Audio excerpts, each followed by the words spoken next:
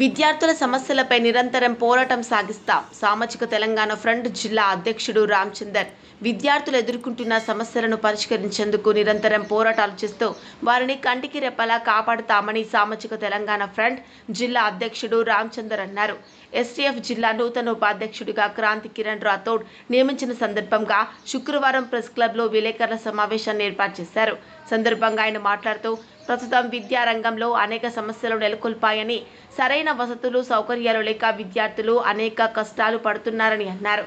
సరైన విద్యాబోధన అందక పోటీ పరీక్షలకు తట్టుకోలేక వెనుకబడిపోతున్నారని ఆవేదన వ్యక్తం చేశారు.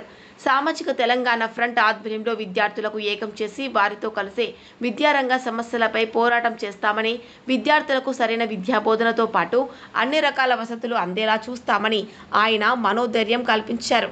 సందర్భంగా నూతన జిల్లా ఉపాధ్యక్షుడిగా నియమితులైన క్రాంతి కిరణ్ రాథోడ్కు నియామక పత్రం అందజేసి ఘనంగా సన్మానించారు. కార్యక్రమంలో ఎస్టీఎఫ్ సురేష్ నాయక్, వికాస్ నాయక్ తదితరులు పాల్గొన్నారు.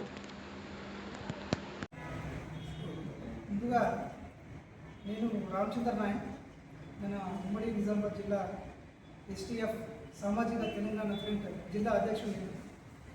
ఈరోజు మన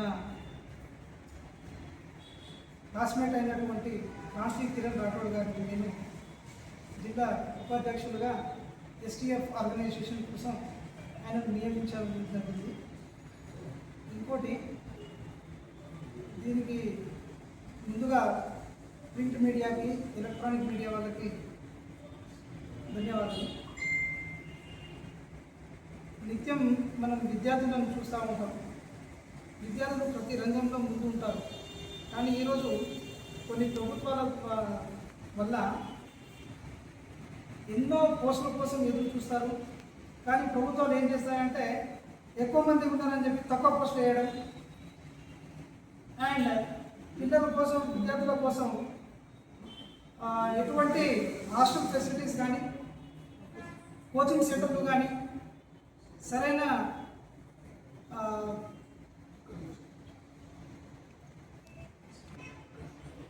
సరైన వసతులు లేక పిల్లలు ప్రైవేట్ హాస్టల్స్లో ఉండడం జరిగింది అండ్ జరుగుతుంది కూడా.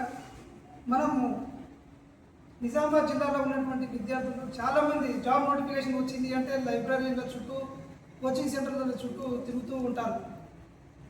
వాళ్ళకు మధ్యాహ్నం భోజనాల వసతి కూడా లేకపోవడంతో గుళ్ళలో అక్కడ పెట్టేటువంటి ప్రసాదం తిని వీళ్ళు కోచింగ్ సెంటర్స్లకు అటెండ్ అవుతూ ఉండడం మనం చూస్తూ ఉన్నాం. అందుకోసం ఈరోజు నుండి ఎస్టీఎఫ్ ఆర్గనైజేషన్ ఏదైతే ఉందో ఇది కంపల్సరీ పిల్లలు, విద్యార్థుల కోసం ప్రతి క్షణం వాళ్ళ గురించి, వాళ్ళ వసతుల కోసం పోరాటం చేసేటువంటి సామాజిక తెలంగాణ ఫ్రంట్ ఆర్గనైజేషన్ మాది.